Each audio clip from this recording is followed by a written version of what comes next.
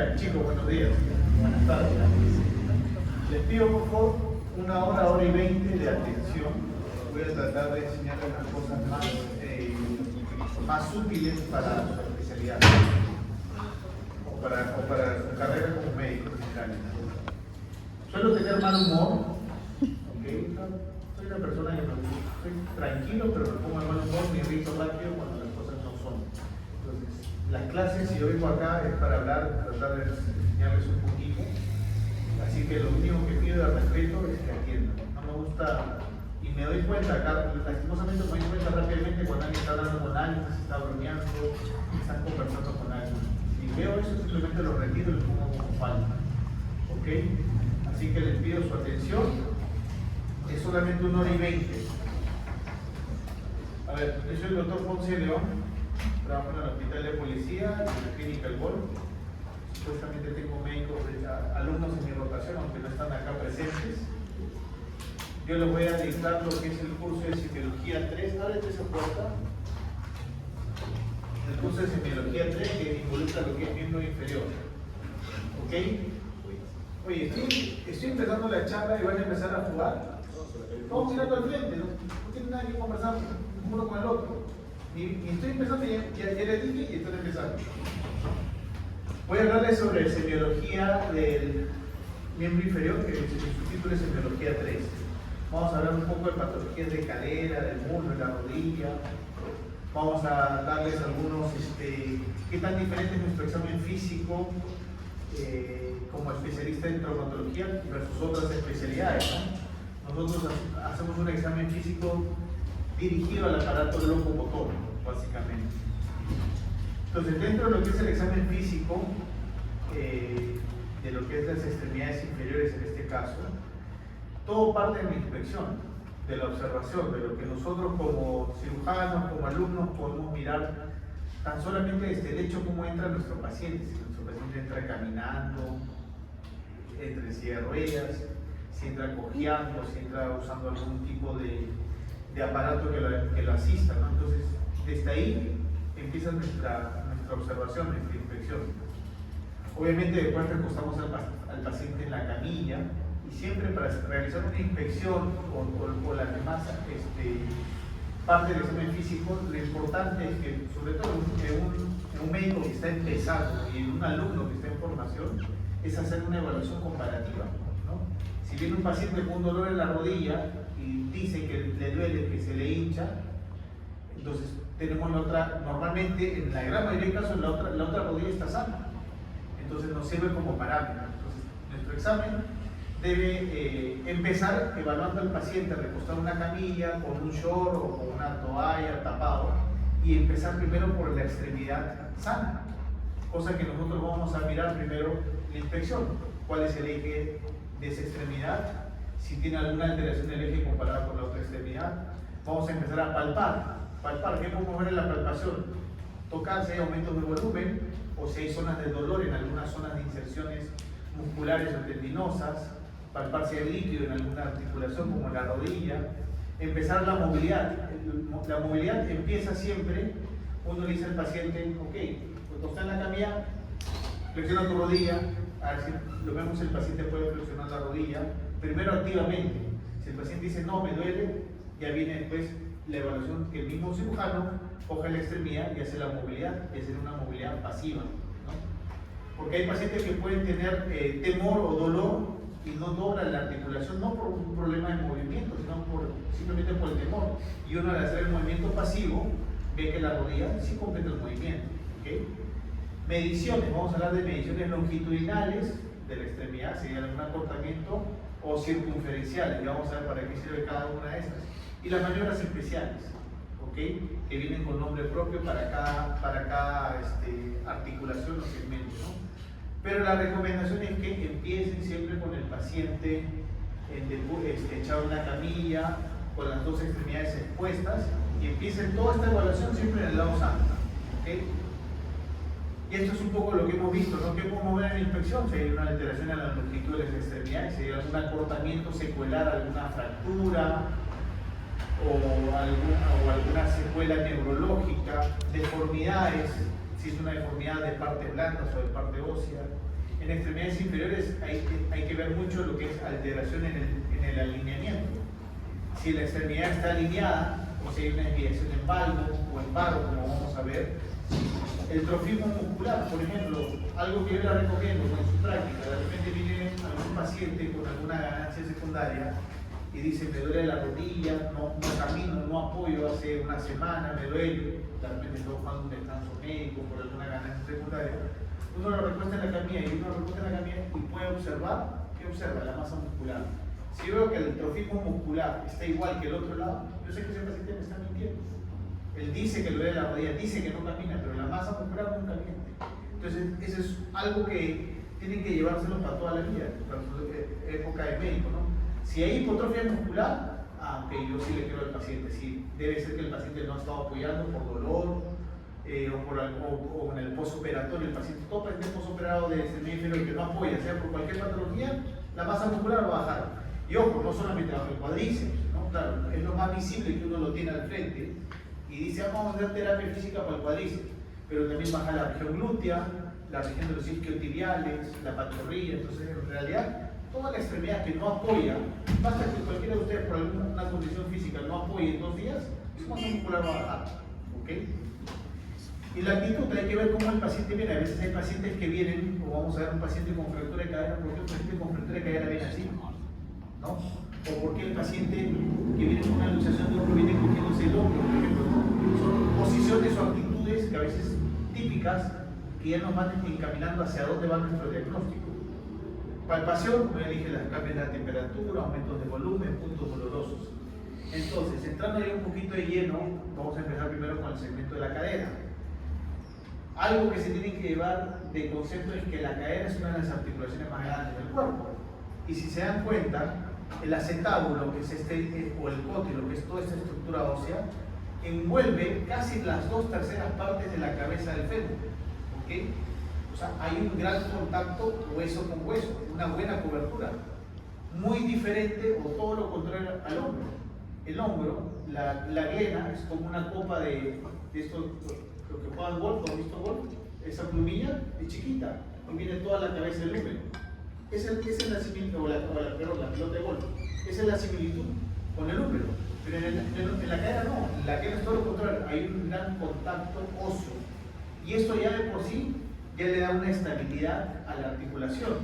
Y aparte de la coaptación ósea, hay estructuras ligamentarias, la cápsula y ligamentos que más aún refuerzan. Entonces, para que, ya les voy adelantando, si les estoy diciendo que es una articulación grande, con buena cobertura ósea, con ligamentos, una articulación súper estable, cuando alguien les diga, tiene un paciente con una luxación de cadera, uno tiene que pensar, uy, tiene que haber habido un trauma de alta energía. ¿Qué mecanismo, qué fuerza debe haber tenido este accidente para que esta cabeza del fémur se salga de esa cobertura del acetábulo? ¿Okay? Obviamente hay estructuras o puntos de relieve como esta estructura acá que se llama el troquíter, el trocánter mayor, donde vamos a ver que se insertan varios grupos musculares. Y es importante que ustedes repasen todo lo que es la anatomía, los grupos musculares, las fuerzas, los vectores, porque eso les va a dar una explicación lógica de todo lo que pasa dentro de la fisiopatología de una enfermedad. Así como conocen la anatomía, topográfica, deben de conocer la anatomía radiográfica, ¿no? Todos deberían llevarse de su rotación, reconocer una fractura, una luxación, qué cosa hay, una alteración. Por ejemplo, esto es una radiografía de la cadera. Acá vemos la cabeza del fémur, el acetábulo, vemos esa estructura acá que es grande, que es el cuello del fémur. Estas prominencias óseas que no es que caprichosamente están formadas así, sino tiene esta forma porque ahí se inserta una gran cantidad de músculos y tendones que tienen funciones de dar desplazamiento a la cadera. Al igual, esta otra prominencia se llama el trocánter menor, donde también se inserta un grupo de músculos y tendones que ahora vamos a ver. Entonces, esto es una radiografía dentro de parámetros normales. Es un paciente debe ser de mediana edad. Ven esta zona blanca, estas son zonas de esclerosis subcondral que me indica algún grado de artrosis leve, propio probablemente le da a un paciente de mediana edad. ¿Okay? Después, todo esto es normal.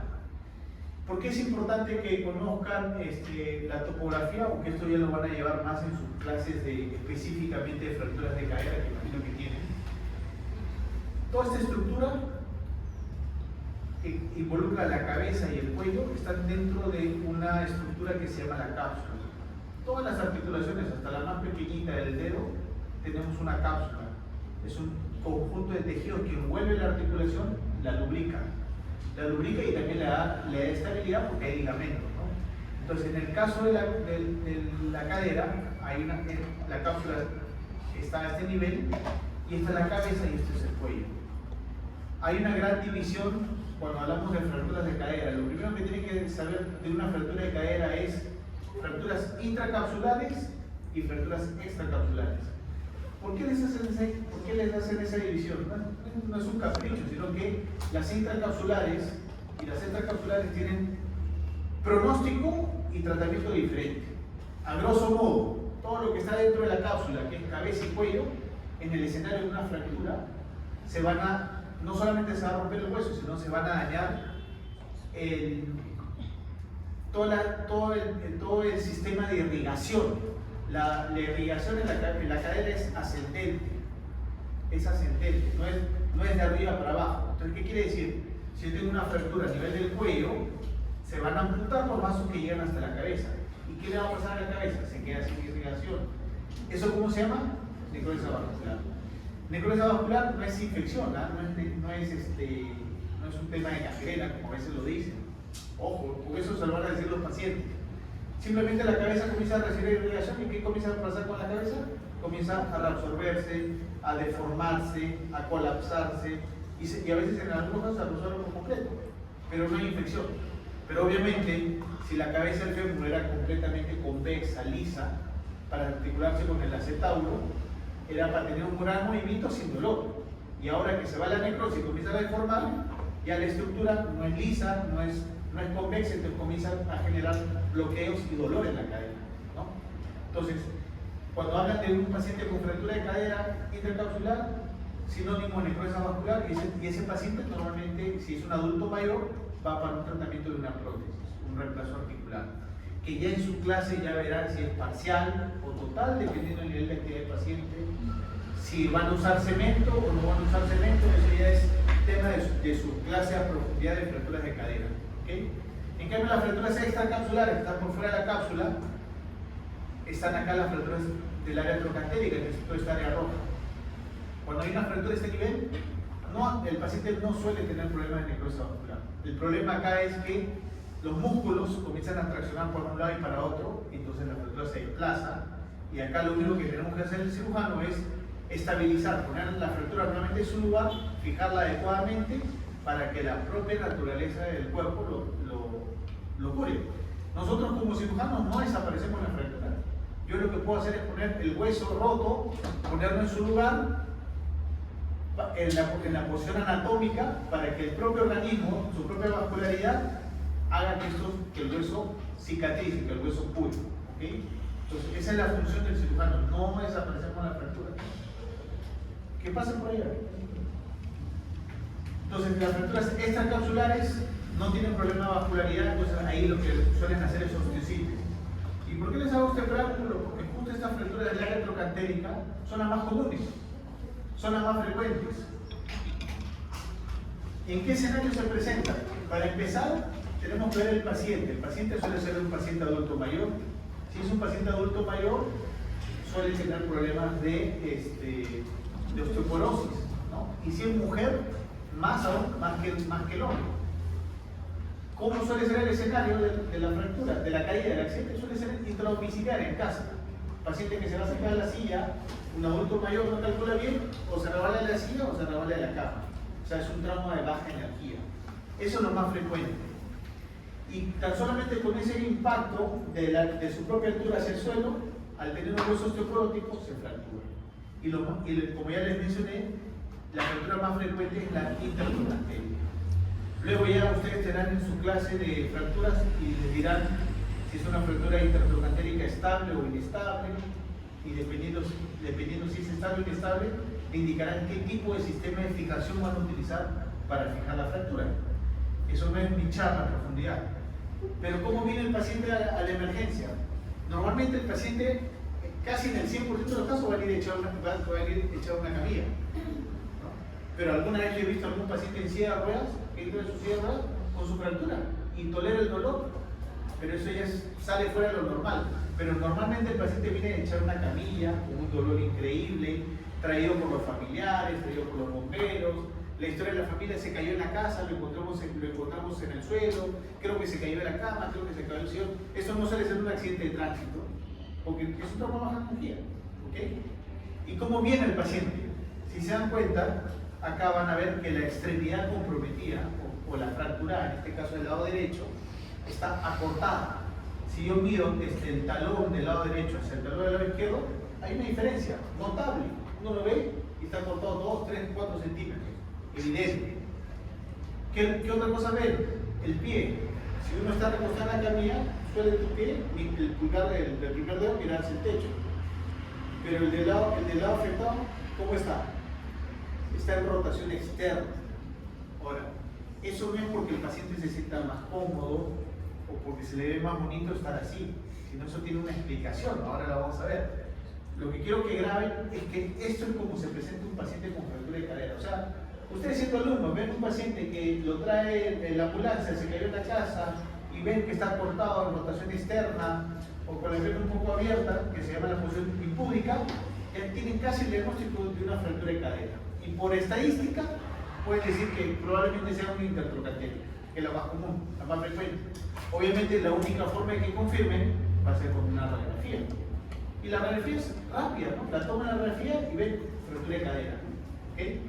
Entonces, estos son lo que normalmente vienen como el paciente: acortamiento, flexión de la rodilla y rotación externa de la extremidad. Ahora, ¿por qué? ¿Por qué el acortamiento? ¿Por qué la rotación externa? ¿Por qué no un alargamiento? ¿Por qué no una rotación externa? Es por esto: una vez que se produce la fractura y se pierden las fuerzas de compensación musculares, cada músculo y cada tendón tracciona en su eje para su lado. Entonces, este músculo, que es el psoas, junto con el hueso y con el músculo ilíaco, forman un solo tendón conjunto que se insertan en el trocánter menor. ¿Okay? Ellos van a encargarse de la tracción, parte del acortamiento. Esos otros músculos aductores que se insertan sobre toda la cara medial de la parte proximal y media del fémur, también van a jalarse a su lado, también van a contribuir al acortamiento. ¿Y por qué hay rotación externa? Porque hay un grupo musculares, entre ellos el obturador interno, el gemelo superior, el inferior, el cuadrado femoral, el piramidal. Todos los que vienen de la región lateral, de la región posterior, son rotores externos de la cadera. Todos ellos son rotores externos de la cadera. Y como se insertan en el trocánter mayor, hacen que la cadera simplemente rompa. Entonces, esa es la explicación de por qué se produce la rotación externa. ¿Okay? Repasen cuáles son los músculos encargados de la rotación externa de la cadera, porque les pueden preguntar una pregunta de examen sobre eso. Otro escenario completamente diferente es hablar de un paciente con luxación de la cadera. Cuando hablamos de luxación, ya hablamos de cosas mayores. Para que alguien se le luxe la cadera, dije que tenía que ser un trauma de alta energía. Entonces ya no es el paciente adulto mayor que se cayó de la cama o de la silla, y es el paciente joven que sufrió un accidente de tránsito, en el carro, en la moto, una caída de altura. Ya, eso es un paciente, es un trauma de alta energía. Entonces ahí ya estamos hablando de que ese tipo de trauma puede producir una luxación de la cadera. ¿Cuál es la luxación más frecuente? La luxación posterior. ¿Qué quiere decir? Que el fémur se va hacia atrás. El que se desplaza es el fémur. La cabeza del fémur se desplaza hacia atrás. Pero si yo les dije que casi las 2/3 partes de la cabeza del fémur están cubiertas por el acetábulo, ¿cómo hace para salirse? No solamente la fuerza, obviamente hay una fuerza, pero al salirse hacia atrás, rompe la pared posterior del acetábulo. O sea, lo luxa y fractura normalmente la ceja posterior del acetábulo. Hay raros casos en que se luxa sin fractura, pero lo más usual es que se luxe e involucre una fractura tanto del acetábulo del anillo anterior o posterior. Pero acá lo que quiero que se vean como concepto es trauma de alta energía, pacientes jóvenes, accidente de tránsito, caída de altura, y la más frecuente es la luxación posterior. Y es una emergencia, una verdadera emergencia. Por ejemplo, de repente ustedes pensarán que el paciente que entra con fractura de cadera, el abuelito que se fractura, va a pasar a operarse inmediatamente. No, ese paciente va a entrar, se va a hospitalizar, va a hacer todos sus exámenes preoperatorios, sus riesgos cardiológicos. Como es un adulto mayor, de repente va a ser riesgo de depósito de sangre y el paciente tranquilamente puede operarse entre las 48 horas o una semana, dependiendo de las comorbilidades o dependiendo de la disponibilidad de turno. O sea, la fractura dentro de todo puede esperar, ¿no? Pero una luxación no, porque en una luxación, al estar la cabeza fuera de su lugar, se generan muchas fuerzas de tensión alrededor del paquete vascular y alrededor del nervio, que si uno no lo reduce rápidamente y lo deja así con la cadera luxada, puede el paciente tener una necrosis vascular o puede tener un daño neurológico que después se vuelve irreversible. Entonces, las luxaciones sí suelen ser una emergencia. Si yo recibo una luxación, yo sé que a este paciente le tengo que hacer su preoperatorio y estoy llamando al anestesiólogo diciendo que tengo una luxación y mi meta es que entre antes de las 6 horas, si es que no es antes. Y si en algunos casos lo puedo reducir en el tópico, con un poco de sedación, colaboración del paciente, quizás hasta lo voy a intentar, porque sé que hasta pedir sala, haga su preoperatorio y suba a sala va a tomar unas horas. Entonces, hablando con el paciente, si el paciente lo tolera, puedo hacer un intento de reducirlo en el tópico de emergencia. ¿Okay? Entonces, las luxaciones sí son emergencias y sí tienen que ser reducidas rápidamente. La más frecuente, la posterior. Y la posición del paciente es completamente diferente a la fractura. Habíamos dicho que la fractura es la posición impúdica, venía el paciente así. En cambio, una luxación posterior, el paciente viene así. ¿Entienden? Hay flexión de la cadera, hay una abducción, hay una rotación interna y hay un acortamiento. A todo esto se le dice la posición pública. ¿Okay? Hay luxaciones anteriores, sí, pero mucho menos frecuentes.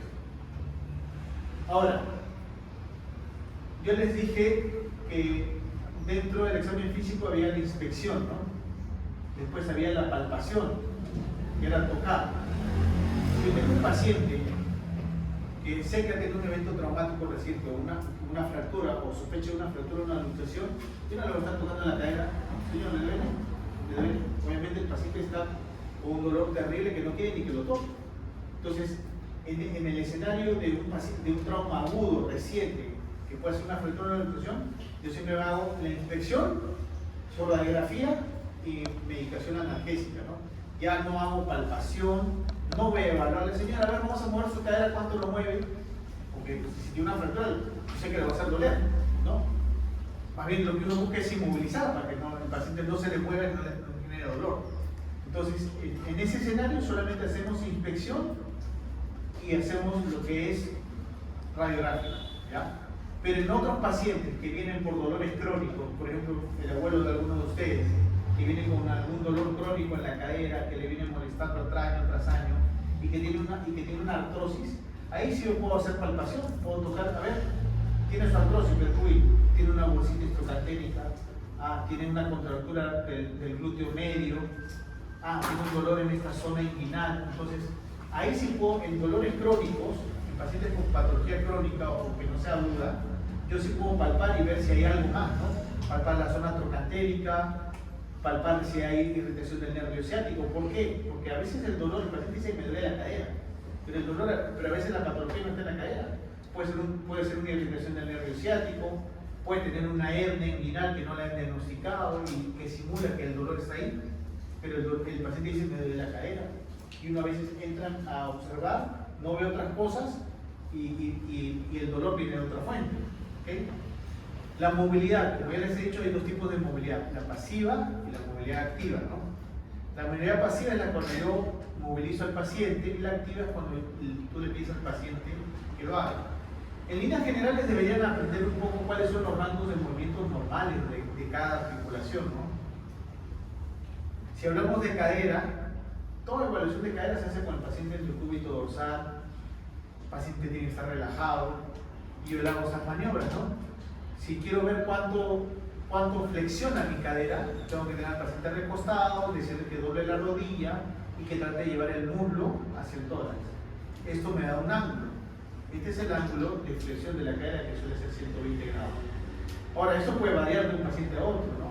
No es que sean 120 todos, hay pacientes que pueden ser más flexibles, otros son más rígidos.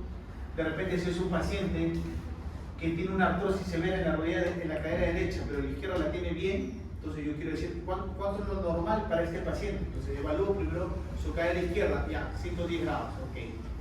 Eso es lo normal para este paciente. Vamos a evaluar su otra cadera, 30 grados, 40 grados. Entonces yo apunto en mi historia clínica. Lado izquierdo, 110, lo normal para él. 30 grados en la cadera derecha. Entonces ya estoy dejando una constatación en mi historia clínica que ese paciente tiene una gran limitación a la flexión, probablemente producto de la artrosis. Igual, si yo quiero evaluar lo que es la abducción y la aducción quiere decir, si yo paso una línea media por la cadera y llevo mi extremidad que voy a examinar hacia el lado contralateral, eso es aducción. Y si lo llevo hacia afuera, es abducción, ¿no? Entonces la aducción puede ser en promedio 30 grados y la abducción 45 grados, ¿no? Algo que pierde mucho el paciente con artrosis de cadera es la rotación externa. El paciente con artrosis de cadera, si uno lo evalúa y quiere decirle que haga esa posición de 4, el paciente no la va a completar. Obviamente hablando de una artrosis severa, ¿no? Entonces, lo que un paciente con artrosis o con alguna enfermedad degenerativa de la cadera, lo que va perdiendo son rangos de movimiento, ¿no? Tanto activos como pasivos, ¿ok? Pero ojo, esto no hagan esta evaluación en un paciente con una luxación o con una fractura. Maniobras especiales. Dos maniobras que les voy a mostrar, ¿no? Para patología de cadera. Una maniobra es la de Estrella de Bull y la de Ortolani Barlow, que la van a ver más a profundidad seguro cuando vean el tema de displasia de cadera en pacientes pediátricos. Tenemos al paciente A que está siendo examinado por el médico se para en la parte posterior, le dice al paciente que se apoye sobre el pie derecho y que el pie izquierdo lo flexione, lo levante. Lo normal es que si yo le pido a alguien que levante, que se apoye sobre el pie derecho y lo miro por atrás, es que la cadera del lado contralateral, la que está sin pisar, va a inclinarse un poco va a levantarse, como señala la flecha roja. ¿Okay? Y lo patológico es esto, que yo le hago que se pare sobre el pie derecho y más bien la cadera contralateral cae, ¿no? ¿Esto qué me indica? Está sin el efecto de... Esto sería lo patológico. Este es el mismo paciente A. El mismo paciente A, ¿por qué la cadera del lado contralateral se levanta? ¿Por qué la de del lado contralateral se levanta? Porque el glúteo medio, que es uno de los principales músculos abductores de la cadera, o el principal abductor de la cadera, tiene la fuerza suficiente para levantarme la pelvis. Eso es lo normal en cualquiera de nosotros que no tenga ninguna patología. Pero si viene un paciente con un dolor crónico, con un antecedente, no sé, de una displasia de cadera crónica, o que un paciente que tenga un problema neurológico, una hernia, que ya tenga compromiso sensitivo y motor y esté generando una debilidad muscular que afecta al glúteo medio, si yo lo hago que se pare, va a ser como el paciente del B. La pelvis va a caer. Y si se dan cuenta, miren las fibras musculares, como las han dibujado, tortuosas, o sea, sin tensión. O sea, eso es algo que tienen que tener en cuenta cuando evalúen la maniobra de Estrella de Bull, que es para evaluar el glúteo medio. Otro examen que pueden hacer en pacientes neonatos y que todo médico general, toda enfermera, todo pediatra o neonatólogo que atiende un parto, tiene que hacer esta evaluación en el mismo momento en que el paciente nace. Obviamente después de hacer toda su evaluación, lleva a la sala y le hace estas maniobras. Porque hay una enfermedad que pasa desapercibida, una enfermedad que es silente. El niño no llora, uno llora y uno puede tener la cara luxada, un bebé, y llora, no necesariamente es por eso, o de repente ni siquiera le duele, no lo podemos saber. Pero esta enfermedad puede generar secuelas a corto y mediano plazo. Entonces, si yo detecto oportunamente a un niño o un neonato que tiene una enfermedad luxante de la cadera, que la cadera se le sale y se le entra con facilidad, tan solamente con una inmovilización, con un arnés especial o usando un pañal más bultoso, yo lo puedo inmovilizar. Es un paciente neonato que no se mueve tanto, yo inmovilizo una posición mientras pasan las días o las semanas y esa cadera va creciendo y va recobrando nuevamente la estabilidad. Pero si no lo detecto a tiempo, condeno a ese niño que pase un mes, 2 meses, 3 meses, ya está, aprende a caminar y está en una displasia de cadera. Y eso ya le condiciona que tenga que tener una cirugía, ¿no? Cirugía que no necesariamente le va a recuperar del todo. Entonces, todos tienen que aprender a hacer esta maniobra y hacer este despistaje para que cuando esté enfrente de un neonato, un neonato le hagan estas maniobras.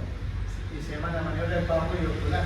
Obviamente también hay exámenes radiográficos, hay ecografías que tienen mucha sensibilidad y especificidad para evaluar a la cadera, pero esto ya lo va a ver el médico especialista. Lo que el médico general o el pediatra tiene que ver es el examen físico. Está, bueno, como está grabado acá, no está con ya tiene todas las flechas hechas, ¿no? Empezamos con la aducción. El paciente está recostado en la camilla, está en el depósito dorsal. Si el paciente está echado frente a nosotros cogemos con las 2 manos los muslos y tiene los 2 muslos pegados, que es la posición normal. Si el paciente tiene una enfermedad luxante de cadera, esta cadera, ¿cómo está? La cabeza del fémur está por fuera del acetábulo, está luxado. Entonces yo parto de esta posición y si yo le hago esta maniobra de abrir las piernas, hago la abducción, ¿qué pasa con la cabeza del fémur? Entra en su lugar. La maniobra consiste en hacer abducción y aducción, y consiste en que indirectamente la cabeza entra y sale de su lugar, entra y sale de su lugar. O sea, nos indica que hay una inestabilidad. Y la maniobra de Bauer parte de acá, de lo que le dejamos abducido, reducido. Yo otra vez cierro las piernas y ¿qué hago? Lo luxo otra vez. Entonces, en cada una de estas posiciones en que yo abduzco y aduzco o reduzco o luxo la cadera, va a sonar como un crujido, un clic. Y eso me indica, o un chasquido, eso me indica que la cadera está teniendo un problema de inestabilidad. Obviamente de ahí yo como el pediatra ya no va a hacer nada más, ya lo deriva con el ortopedista infantil que se encargará de hacerle todos los exámenes de la radiografía, la ecografía, validar el diagnóstico y decir cuál es el tratamiento a seguir. ¿Okay? Miren qué puede pasar, como les dije, si usted no diagnostica, este es un niño de 7 años, miren cómo está el acetábulo, cómo lo ven acá, es como un techo. ¿Lo ven? El acetábulo es un techo. Y en ese techo, ¿quién está contenido? La cabeza del fémur. Eso es lo normal.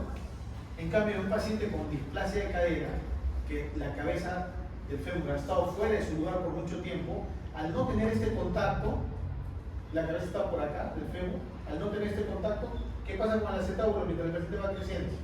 Se va verticalizando. Y miren cómo tiene este acetábulo, verticalizado. ¿Entienden? Entonces, la única forma de poder tratar a este paciente a esa edad es hacer una cirugía que consiste en hacer osteotomías, cortar este acetábulo para de lo que está vertical volverlo otra vez horizontal y recolocar la cabeza dentro. Eso ya es un tratamiento quirúrgico mayor. Entonces, si uno detecta al paciente a tiempo, le vamos a evitar a un paciente todo esto, ¿no? Y miren el otro caso a la izquierda, es un paciente ya mayor de 30 años que a toda la vida vivió con una displasia de cadera y con la cabeza del fémur fuera de su lugar, ¿no?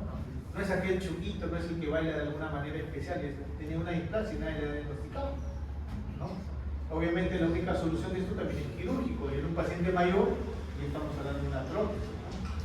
Pero tratar de volver a colocar esa cabeza del fémur otra vez en su lugar, después de tantos años que ha estado acomodado en otro lugar, después de tanta tensión muscular que ha estado acostumbrado, es complicado.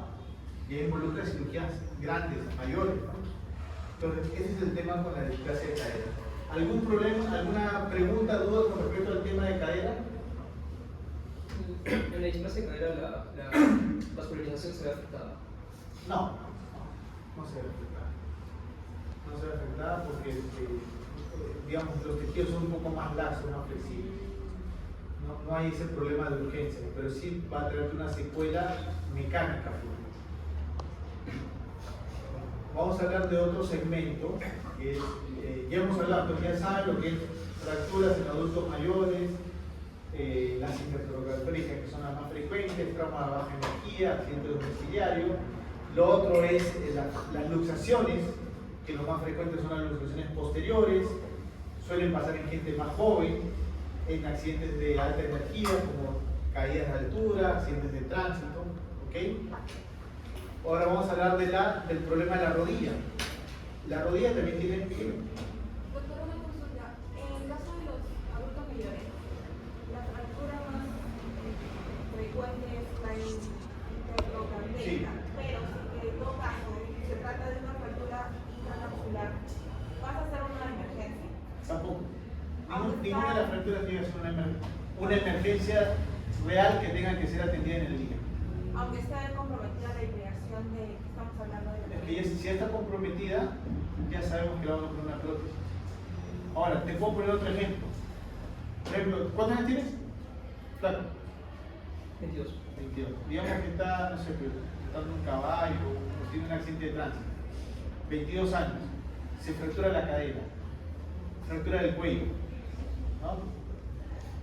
¿Riesgo de necrosis vascular alto o no? ¿Qué le vamos a colocar? ¿Y qué se hace con los pacientes que no van a perder irrigación de la cabeza? ¿Ah? Apropiación. ¿Te imaginas tú actuar con una prótesis? No. Ya, entonces, ahí también lo que le he dicho no es todo a rajatabla. Si viene un paciente joven, ¿no? Joven, digamos menos de 40, 50 años, ¿no? Porque esto es más frecuente de adultos mayores, ¿no? Un paciente joven que tiene una fractura con un riesgo de necrosis vascular, ¿no? Y que quizás tiene una fractura no muy desplazada o levemente desplazada, ahí sí es una emergencia. ¿Sabes por qué? Porque yo le digo al paciente, mira, tienes una fractura, esto se tiene que operar a las 12 horas idealmente para disminuir el riesgo, no eliminarlo, disminuir el riesgo de una necrosis vascular. O sea, yo le digo al paciente, nos la vamos a jugar juntos, vamos a entrar a sala operativa rápido, vamos a fijar la fractura, vamos a fijarla bien, porque tienes una fractura con un riesgo muy alto de necrosis vascular. Pero tienes que firmar acá dentro del consentimiento que tú sabes el riesgo, que esto puede, con los meses o los años, desarrollar una necrosis vascular y llegar a una prótesis más adelante. O puedes tener un chance de que en tu caso no se vaya la necrosis. Entonces, si el paciente acepta eso, lo ideal es hacer una osteocitis. Es un paciente joven. Pero si es un paciente ya arriba de los 60 años, ya, o mayor, ya directo vamos a una prótesis. ¿Me entiendes? ¿Ya? Nosotros, yo trabajo en el hospital de policía, a veces tenemos agentes policiales que vienen con fracturas de caída de caballo, accidente tanto así, y tenemos que entrar rápido a operarlos porque les damos el chance de salvarle la articulación. Porque hablar de una prótesis quiere decir que ciertas limitaciones físicas, funcionales, y sobre todo que la prótesis no dura toda la vida. Normalmente a los 10, 12, 15 años empiezan a aflojarse y empiezan a producir dolor. ¿Qué quiere decir? Que tengo que cambiarla. Y cambiarla, a veces no solamente sale la prótesis, ya está la prótesis, la otra. No, sale la prótesis y a veces pierde hueso. Entonces ya se colocan prótesis de revisión. Entonces ya nos vamos complicando. Gente, ¿cuántas recaudos tendría? ¿Quieres apretar mucho? Sí, doctor, en caso de displasia de cadera, ¿es importante ver los pliegues? Es uno de los parámetros para ver. Es uno de los parámetros para ver los pliegues. ¿Sí?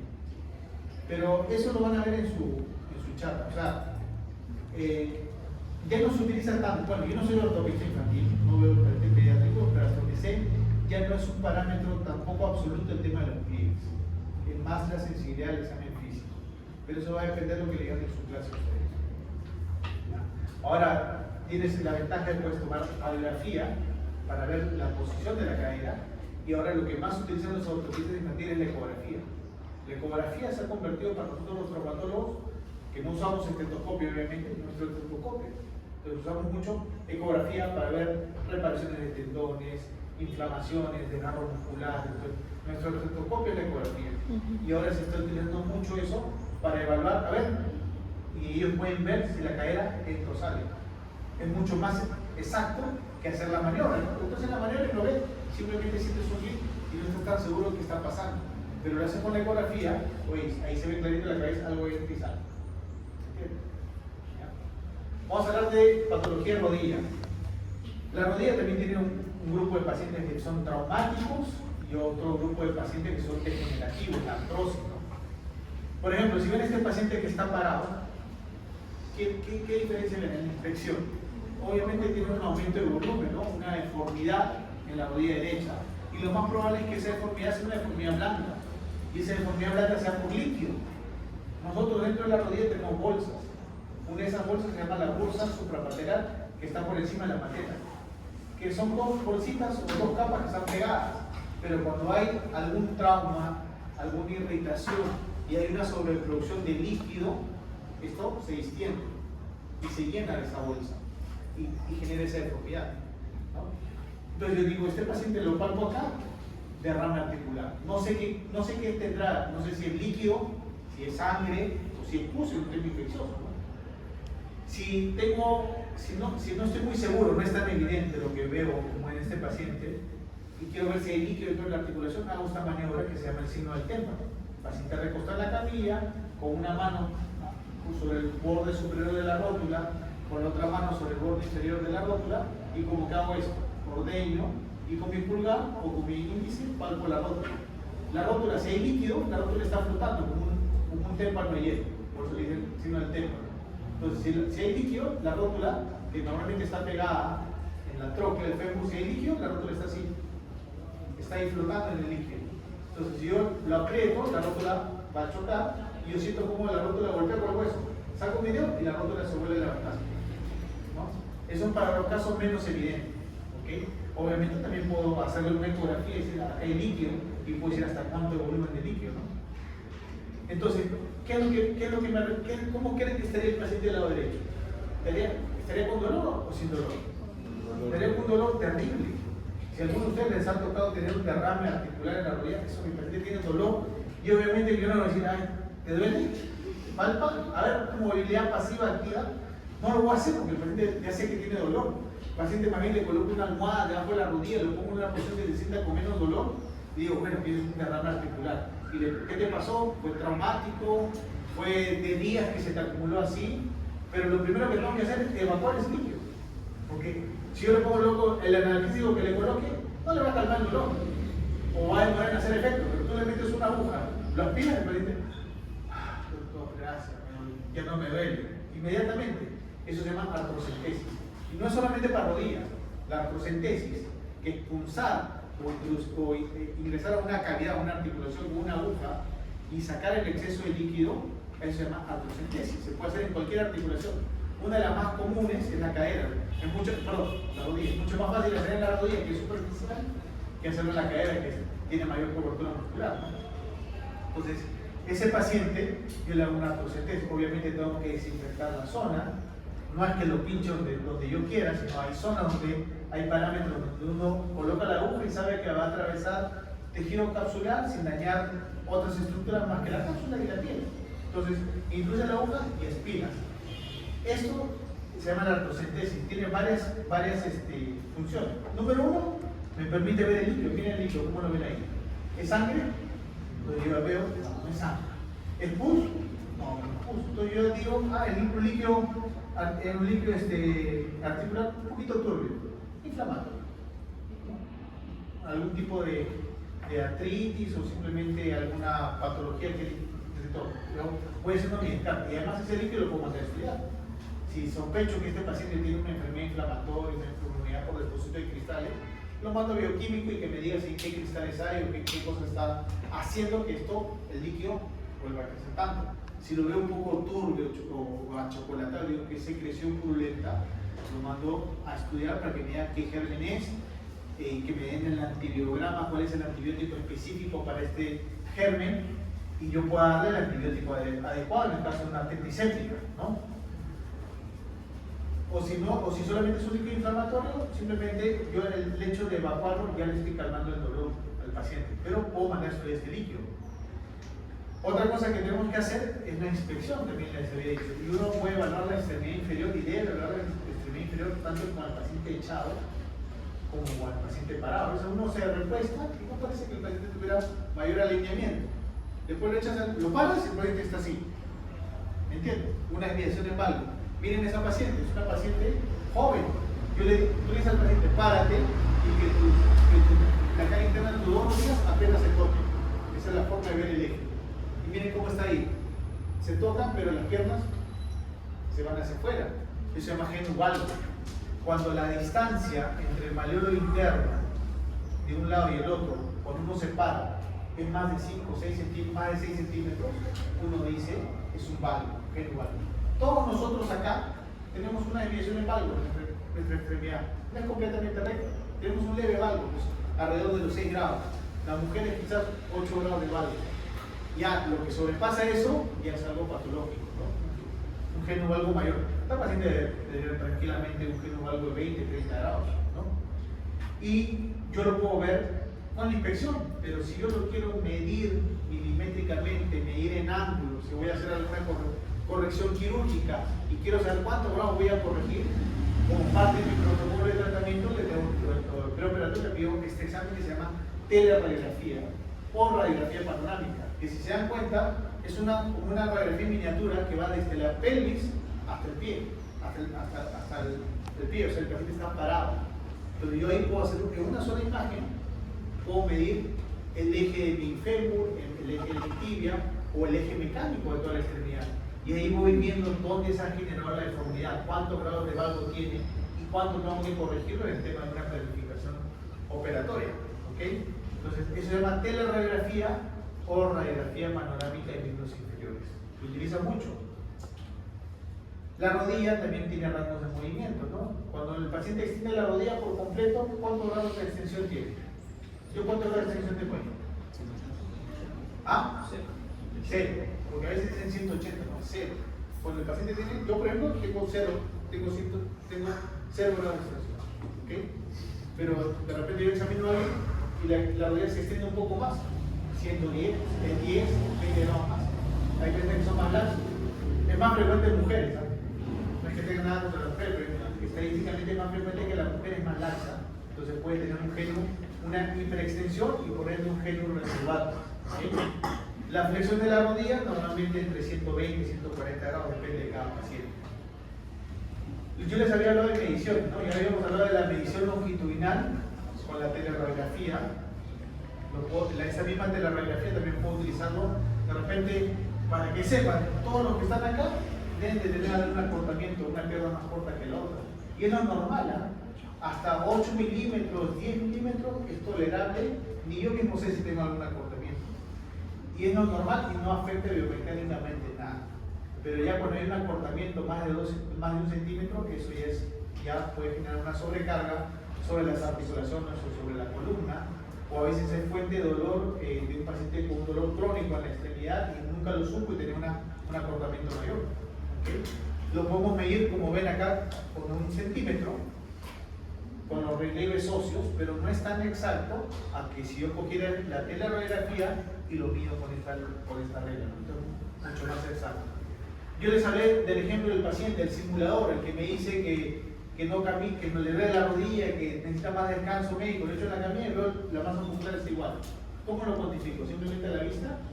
No. Utilizo la medición con 1 centímetro circunferencial. ¿No? Circunferencial. Compañera no se está muy concentrada y atendiendo todo, que se está yendo para adelante y está sonriendo.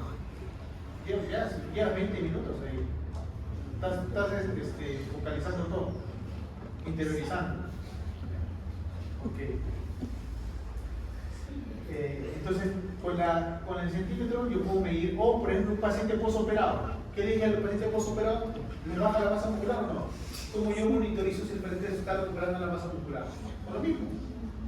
Oye, ¿sabes qué? Trabajar la masa muscular, acá vamos a hacer una medición a nivel del muslo, a nivel de la pantorrilla, y eso se va cuantificando mes a mes o en cada consulta, y voy monitorizando numéricamente, cuantitativamente, si el paciente se va recuperando o no. ¿Entiendes? Entonces, para eso sirven las mediciones. Entrando ya a maniobras especiales en temas de rodilla, todos han escuchado lesiones de menisco, lesiones de ligamento, el ligamento cruzado anterior, ¿no? La idea o el tabú que el ligamento cruzado anterior solamente se rompe en deportista. O sea, el ligamento cruzado anterior puede romperse en un paciente que nunca jugó nada, ni canicas y se cayó de la escalera, ¿no? O tuvo un accidente de carro, no lo sé. Entonces, el ligamento cruzado anterior es uno de los ligamentos más potentes dentro de la rodilla y su principal función es si esta es la rodilla, este es el fémur, estos son los cóndilos femorales y acá está el platillo tibial. La idea es que la tibia no se te vaya hacia adelante, Entonces, ¿quién lo estabiliza hacia adelante? El cruzado anterior. Si tiene un cruzado anterior competente, no se va a desplazar. Y si tiene roto el cruzado posterior, ¿qué va a pasar? La tibia se desplaza hacia el posterior. Ojo, ninguna de nuestras rodillas es constreñida. Si ustedes se dan cuenta, la rodilla es, cóndilos femorales son convexos y el platillo tibial son planos o ligeramente cóncavos, ¿no? Entonces, no es una estructura completamente constreñida. ¿Qué quiere decir? Que yo puedo evaluar a él y puedo encontrar un poquito el cajón anterior, pero para eso tengo que compararlo con la extremidad, con la otra extremidad. Si yo veo que él tiene un desplazamiento de 3 milímetros o una cruz, yo digo, a ver, ahora voy a examinar la otra rodilla que está afectada. Es lo mismo, no hay lesión. Pero hay gente que a veces va y evalúa de frente la rodilla afectada o la que el paciente viene por afectada y le hace la mayor, sí, hoy está roto, vamos a hacerte una cirugía de acá. Doctor, ¿me puede ver la otra rodilla? Sí, claro. Está igualito, ¿qué dice el paciente? Oye, disculpa, creo que las dos, ¿lo tiene roto? O no creo, ¿no? Si no, hay pacientes que son laxos. Entonces, primero hay que evaluar la rodilla del lado sano. ¿Ya? Obviamente ya, yo les digo eso porque hay médicos a veces que lastimosamente ya por el apuro, por el tiempo, ni siquiera examinan, no realmente resonancia haya, ni siquiera ven las imágenes, ven el informe, está roto, doctor, ya está roto, vamos a operar, ¿no? Pero se supone que ustedes que tienen información, tienen que evaluar al paciente, evaluar primero el lado sano, el lado afectado. Entonces, normalmente si un paciente viene con una ruptura del cruzado anterior, ¿cómo va a venir la rodilla? Digamos, tú haciendo deporte, te torciste la rodilla. ¿Cómo va a venir tu rodilla? ¿Cómo es normalmente el escenario de un paciente que se rompe el ligamento del cruzado anterior? ¿No? Tú puedes venir caminando. El paciente viene adolorido, pero viene con la rodilla hinchada. Tú dices, ¿a qué hora fue tu accidente? Son las 11 de la mañana. ¿A qué hora fue tu accidente? A las 10. Y está a las 11 en el clínico, 1 hora, y la rodilla está así. ¿Qué pasó ahí? ¿Qué tipo de líquido vamos a encontrar ahí? No. ¿Líquido sinovial? No. ¿Sangre? ¿El líquido sinovial? No. El líquido sinovial se produce gota a gota por la membrana sinovial, eso demora días en llenarse una rodilla. Pero si tú te rompes el ligamento cruzado anterior y rompes la arteria del ligamento cruzado anterior, que es lo que normalmente pasa, va a haber un sangrado, ¿no? Y ese sangrado, en 1 hora tu rodilla puede estar bastante edematizada, ¿no? Con un témpano positivo, y eso es sangre. Entonces, si yo le voy a hacer sobre procentesis, yo ya antes de hacer la procentesis, ya sé que va a salir sangre. No es porque sea malo, sino porque ya tengo la lógica, ¿no? Si en 1 hora se te ha puesto así, tiene un evento traumático y saco el líquido y es sangre, eso es una hemartrosis. Y en mi mente yo digo, ¿cuáles son las 3 causas, las 3 patologías más frecuentes de hemartrosis en la rodilla? ¿Ah? Uno es la ruptura del ligamento cruzado anterior, un desgarro de menisco grande, no todos los meniscos que se desgarran hacen hemartrosis, solamente los desgarros que están en la periferia, en la zona roja, donde hay vasos sanguíneos. Cuando se rompe ese nivel, se rompe el menisco y se rompe el vaso, comienza a sangrar, también puede generar hemartrosis. Algunas fracturas ocultas, como las fracturas condrales o osteocondrales, que no son evidentes en una radiografía a veces, también es una causa de hemartrosis. Entonces yo todavía no le he tomado ni siquiera examen, o le tomé un examen y veo todo normal, ya no hay fractura, le saco la sangre y veo que es una hemartrosis, y digo, esto probablemente sea una lesión del menisco o una lesión del cruzado anterior.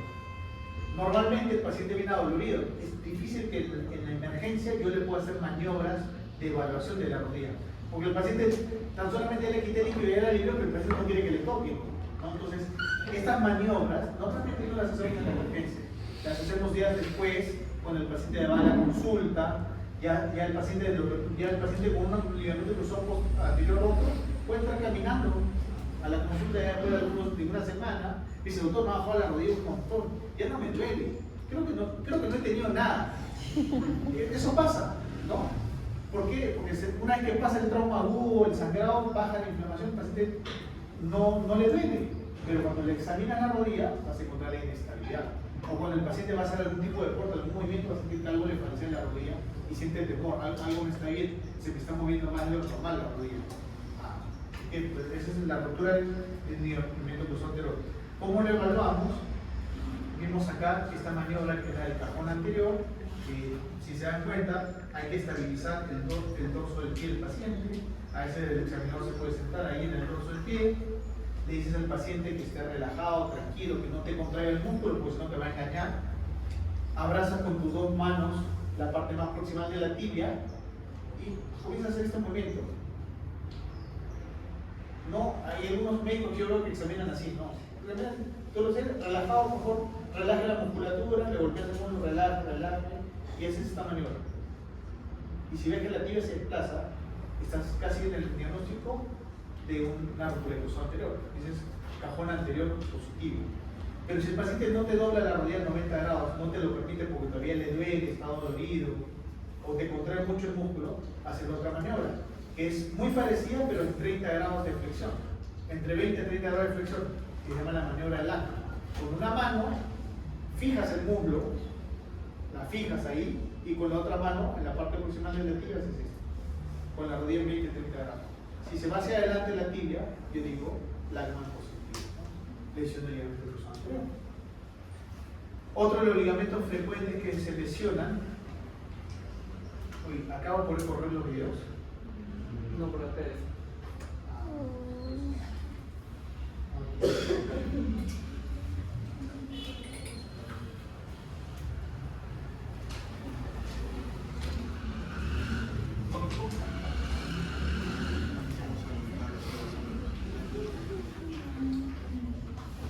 Porque acá solamente viene en video.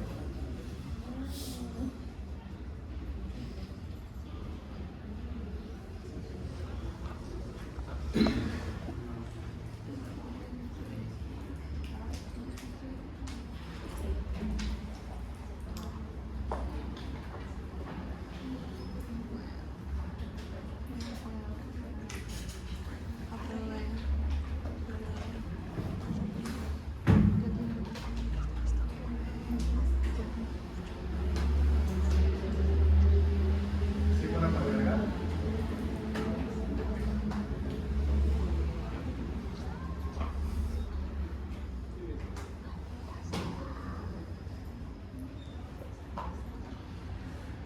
¿Cuál es el ligamento que más frecuentemente se lesiona en la rodilla?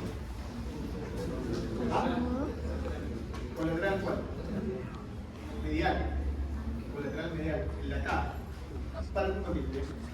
Por ejemplo, él está haciendo una práctica deportiva o está caminando y le golpea el carro y él está ahí apoyado y algo le golpea por acá. ¿Qué pasa con tu rodilla? Tu pie está apoyado. Palanquea. ¿Cuál es la estructura que se pone en tensión? El medial. La parte medial. El medial. Ese ligamento colateral interno se puede romper. Y si es tan fuerte el mecanismo, ¿qué va a pasar? ¿Qué pasa con el otro lado contralateral? Se luxa. Esto golpea con esto. El cóndilo femoral externo golpea con el platiel externo. O sea, el mismo mecanismo de lesión, con un trauma en la parte lateral que me lleva a un valgo forzado, si es leve me puede romper el ligamento colateral interno. Pero si el mecanismo continúa y es fuerte, aparte de romperme colateral interno, puede romper el ligamento cruzado anterior, posterior y me puede producir una fractura en la parte lateral de la rodilla. ¿Entiendes?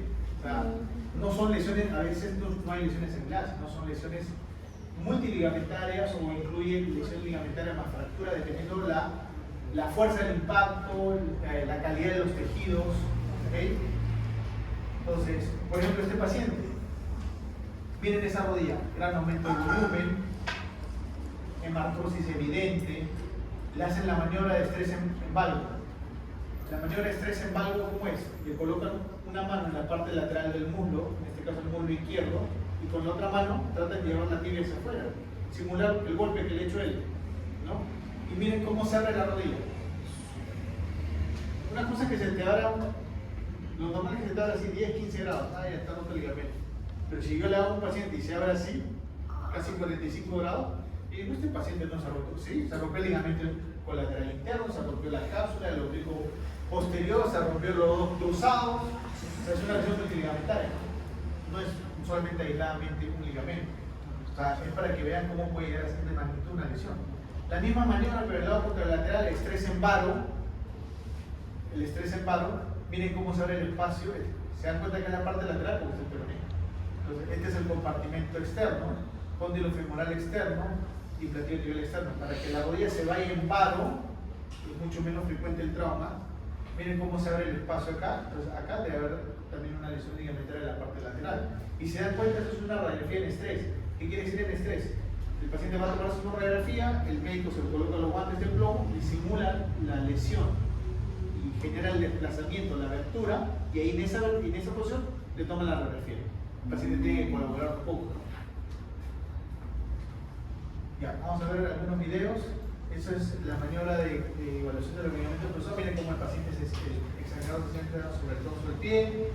La rodilla tiene que estar en 90 grados, la cadera flexión de 45 grados, el paciente tiene que estar relajado, no tiene que haber contractura muscular del cuádriceps, tiene que estar relajado, viene con las dos manos como abraza y tracción hacia adelante.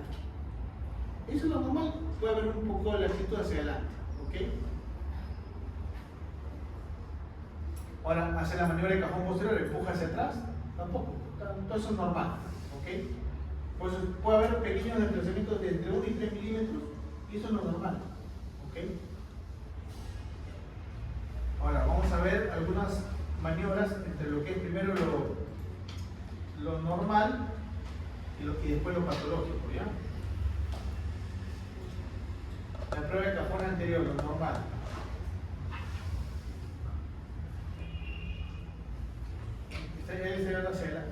Ahora viene lo patológico. Prueba de cajón anterior positivo. Miren cómo la tibia se desplaza hacia adelante. ¿Ves? Cajón anterior positivo acá. Cajón posterior positivo. Esto es evidente. Miren. Empuja la tibia hacia atrás. Mira. ¿No? Terrible. La maniobra del Lachman que elige en 30 grados. Con una mano examina el muslo. La fijan y con la otra mano lleva la tibia hacia el anterior. Bien. Puede haber un pequeño juego. Ahora miren cómo es el desplazamiento.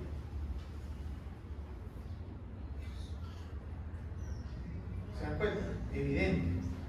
Pero la diferencia entre estos es que el primer paciente estaba despierto y el segundo paciente estaba bajo efecto de la anestesia.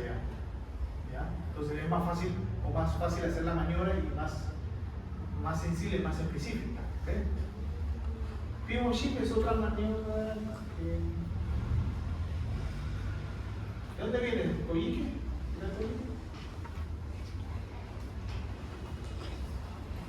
Pivot Ship es una maniobra que se utiliza para inestabilidad anterior y rotacional a la vez. Esto no es para ustedes, es un tema más de especialidad, pero miren cómo la rodilla se desplaza hacia adelante. ¿No? Eso me indica que el paciente tiene inestabilidad anterior, pero también tiene una inestabilidad rotacional. Estrés en válvula, para evaluar el ligamento colateral interno. Que no se relaja. En este caso, el examinador, miren, no está poniendo la mano como un tope. ¿Qué está poniendo? Su muslo, su pierna como un tope. ¿Okay? Está sobre la parte lateral del muslo derecho. Miren cómo con los dedos de la mano lo coloca en la línea articular de la parte interna, porque quiere evaluar la apertura o no de la parte interna. Y con la otra mano lleva la pierna hacia afuera, simulando el valgo. ¿Okay? Todos tenemos un poquito de valgo. Si yo tengo una variable de tiro o cualquiera, va a tener esto. Por la rodilla tiene un pequeño juego. La cosa es diferente cuando uno siente que se abre mucho más. Por eso es que tiene que ser comparativo. ¿Ya? Entonces ahí está haciendo la maniobra. Eso es lo normal. Ahora lo patológico. Miren cómo sale la rodilla. Se abre mucho más. Igual, él coloca los dedos de la mano para cuantificar qué tanto se abre este espacio. Si se dan cuenta, el paciente tiene una zona equimótica en la parte interna. Es un trauma relativamente reciente. ¿Okay? Es el estrés en válvula.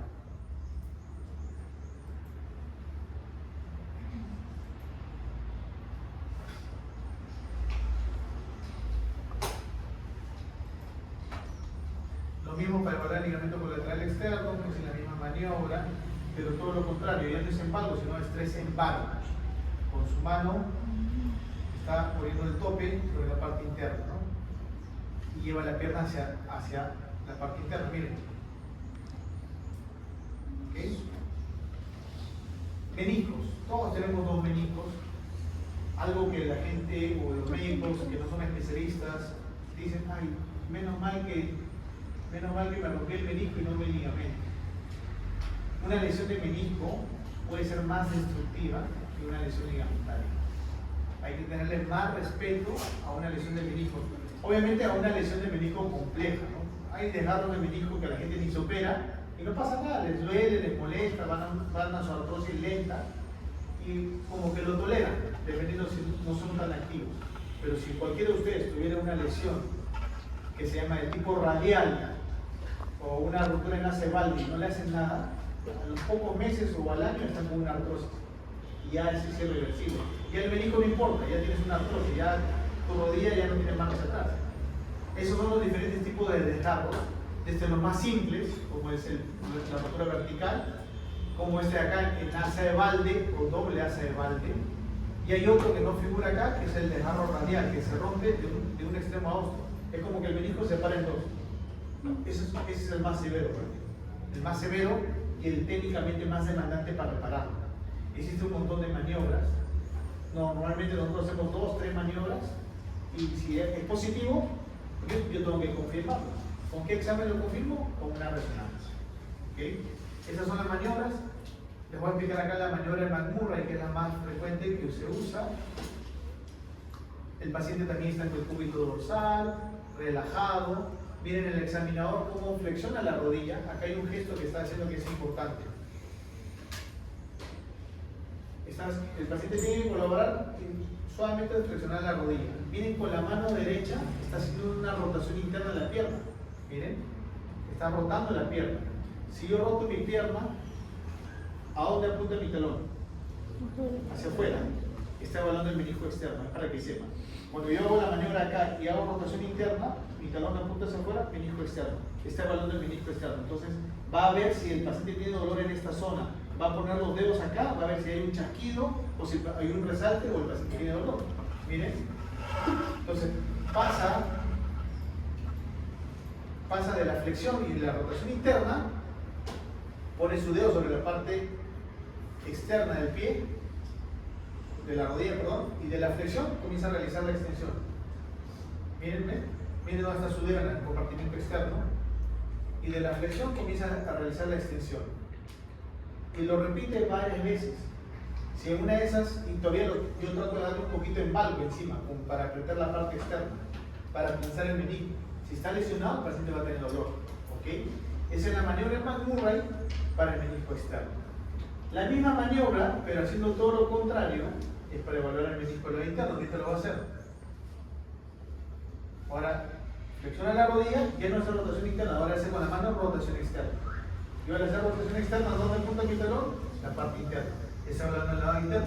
Miren cómo colocan los dedos en la línea articular interna y comienza a hacer la maniobra de flexión y extensión. Si el paciente tiene resalte, dolor, ya estoy frente a una lesión de menisco.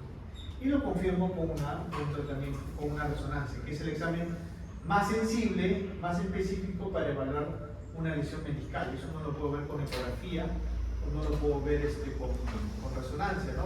Y dentro de las opciones de tratamiento, depende de lo que tenga el paciente, ahí tenemos un desgarro casi radial incompleto. Miren cómo está separado el menisco. Cuando el menisco se desgarra en una zona donde no hay vasos sanguíneos, miren, no sangra. Cuando hay una ruptura de ese nivel, lo único que quiere es hacer un recorte, una meniscectomía parcial. Pero cuando el desgarro está involucrado en una zona que sí hay vasos sanguíneos o sí tiene capacidad de cicatrización, yo lo suturo, tengo que coserlo, porque mientras más preservo el menisco, más amortiguación, es como el amortiguador de un carro. Si yo mantengo mi menisco completo, voy a tener mi rodilla protegida, y ahí utilizamos esos dispositivos que se utilizan para suturar el menisco. Es un dispositivo especial que empuja unos botones y un hilo que está conectado uno con el otro. Y mira, yo ni siquiera tengo que hacer un nuevo manual, simplemente comienzo a jalar y y miren cómo el nudo se hizo acá y se reparó. ¿Entiendes? ¿Okay? En tobillo, ya vamos acabando, en tobillo repasen las estructuras ligamentarias, la parte ósea. Esto evidentemente es una luxofractura compleja de tobillo, resuelta quirúrgicamente. ¿Qué les pueden preguntar y qué deben de saber? ¿Cuáles son los huesos del tarso? Lo mínimo, ¿no? ¿Quiénes forman la columna lateral? Ahí está. ¿Quiénes forman la columna medial? Hay articulaciones que tienen nombre propio, como la articulación del Linz-Frank. Las fracturas o las luxofracturas del Linz-Frank pueden ser tan sutiles que a veces no se ven en la radiografía. Si uno no la conoce, no la sospecha, no sabe cómo es la forma de presentación, se ha visto problemas médico-legales mucho en esta pequeña lesión que pasa desapercibida. Y el paciente continúa con dolor y después termina con una artrosis.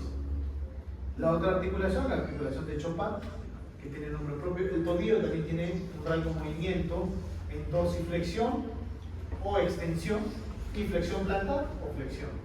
¿Okay? Esos son los rangos de movimiento. Todos han escuchado del esguince, ¿no? Y a veces uno lo relaciona al esguince que solamente es en el tobillo. El esguince puede ser esguince del dedo, esguince del hombro. Pero ¿cuál es el mecanismo de lesión más frecuente en el trauma en el tobillo?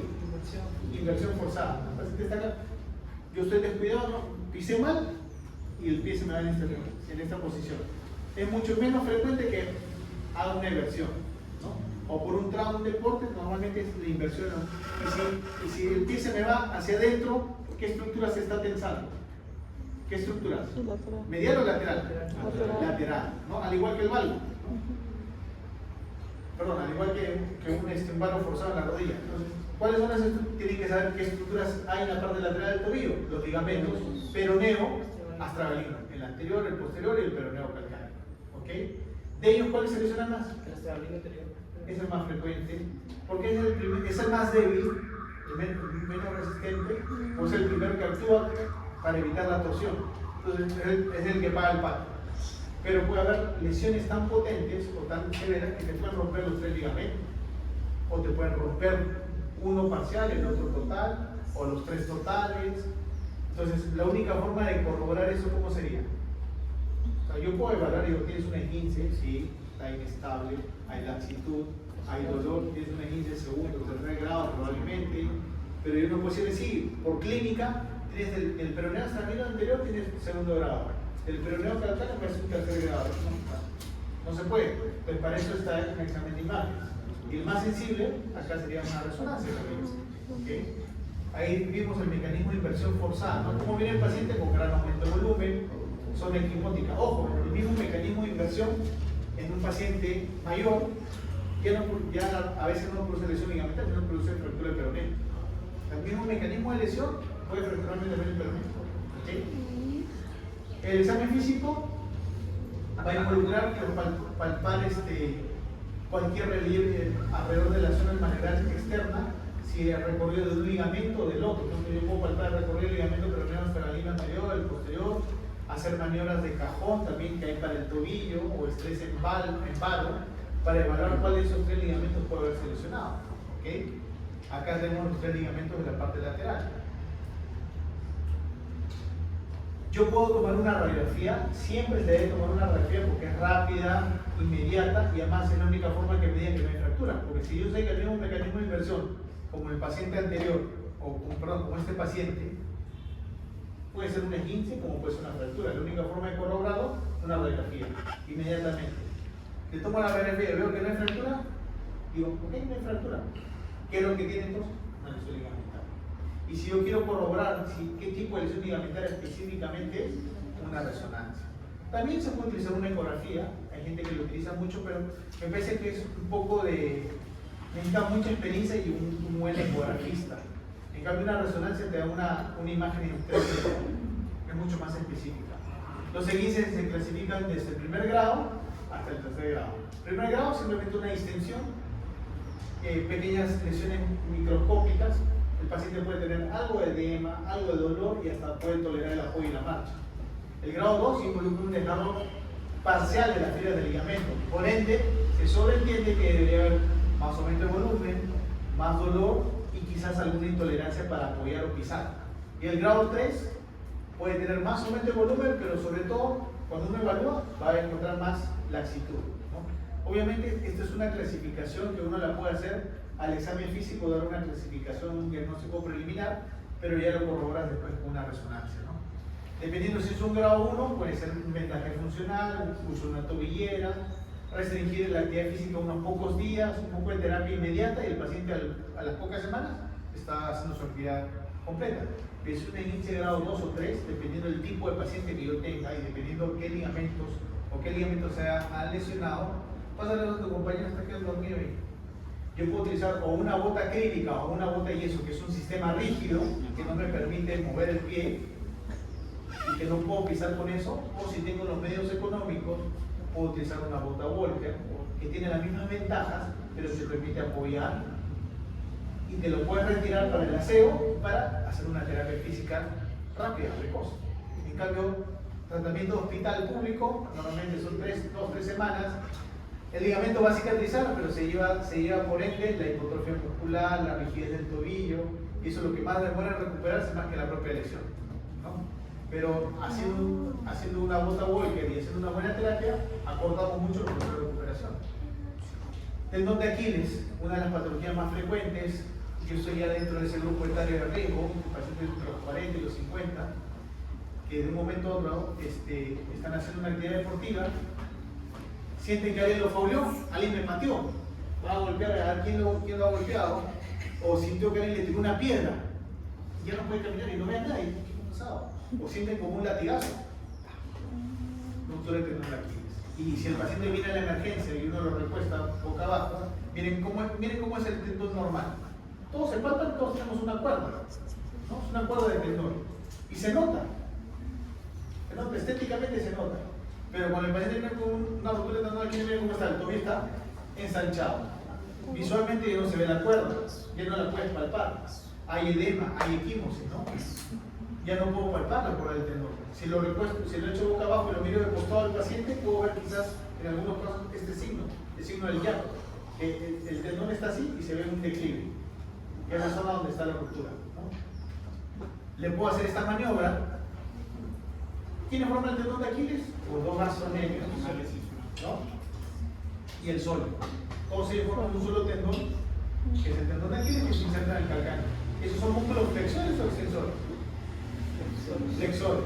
Así que yo me puedo parar de puntas y que mi pie haga esto, ¿no? Entonces, si le hago esta maniobra de compresión en un paciente de boca abajo y le aprieto los gemelos, si está sano, ¿qué va a pasar con la planta del pie?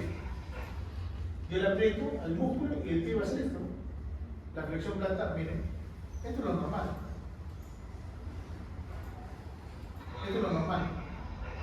Háganle la misma maniobra a alguien con un tendón de Aquiles roto, miren, le aprietan y no flexiona el pie. Porque como no hay continuidad del músculo con el tendón que está roto, el tendón no va a hacer esto sobre el pie. Entonces se llama la maniobra de Thompson. Cuando el paciente no puede flexionar el pie, se llama maniobra de Thompson presente. No es ausente, es presente. No es positivo, es presente, indica que está roto el tendón de Aquiles. Porque no hay continuidad del aparato flexor. Y obviamente el tendón de Aquiles es parte del aparato flexor. Ahora, normalmente se rompe el tendón de Aquiles a 4 o 5 centímetros de su unión con el calcáneo, de su unión ósea. ¿Por qué? Porque específicamente es la zona más frecuente. ¿Es la zona más débil? ¿Es la zona donde hay menos fibras?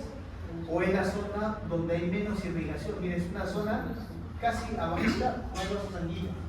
Entonces, con el tiempo, con el paso de los años, ese tendón comienza a producir un fenómeno degenerativo, se vuelve más fibroso, menos resistente, menos elástico y puede romperse más fácil ese nivel. Y como es una estructura bastante superficial, relativamente simple, tubular, el examen que más se utiliza para eso es la ecografía. Como está simplemente por debajo de la piel, miren, una buena ecografía cómo me identifica los dos cabos del tendón roto. El tipo de reparación lo voy a hacer sea con la estructura de McGriffin, técnica Dresen, PATS, que son nombres propios para reparaciones. Lo que usted tiene que llevarse como concepto es que una reparación del tendón de Aquiles puede ser percutánea, o sea, sin hacer un corte completo de la piel, sin exponer todo el tendón, simplemente con agujitas o con incisiones pequeñas lo puedo reparar, ¿ok? Eso se llama mínimamente invasiva. o si el cirujano no tiene la experiencia, o si es una ruptura muy grande o de mucho tiempo, con mucha retracción, tengo que hacer una reparación abierta. Y miren cómo está el extremo de un tendón y el otro. Y esto no es, el tendón de Aquiles, ¿no? Alguien no lo cortó así con una tijera o con un bisturí para que salgan los dos extremos bonitos, eso se desgarra así. Se desgarra así. O sea, es bastante friable el tejido médico, bastante friable, ¿no? Y hacemos estos puntos de sutura continua, tipo Krakow o tipo Monel, para ir cosiendo el tendón afectado y nos vamos subiendo los puntos hasta donde encuentro un tendón sano y de ahí voy bajando, tanto de un extremo como en el otro. Miren cómo pasé las suturas en un extremo del tendón y el otro extremo del tendón. Y después anudo, o sea, la tensión va a estar en la sutura, ¿no? Y utilizamos obviamente, idealmente, suturas de alta resistencia y suturas que no se reabsorben. ¿Ok? Listo, hasta acá va a ser la clase, chicos. No sé si hay alguna pregunta, duda. Semiológicamente, su paciente viene con una historia, un relato cronológico de que ha caído con pie en inversión. ¿Qué puedo semiológico mayor? Una fractura de Jones y un ligamento de La sensibilidad de la palpación. Si tú ves que el peroné es superficial, si tú le palpas el peroné, le duele, diría que estás activando el peroné. Si no le duele el peroné, pero le duele alrededor de la zona y dices, no, peroné 15. Pero si le palpas la base del quinto metatarsiano, le duele más la planta del pie, estás ante una problema nervioso. Y también es el mismo mecanismo de lesión. Claro, no tiene 15 como una sola o para una lesión de y ahí lo único que te va a descartar es la radiografía. Ya. Pasa listo.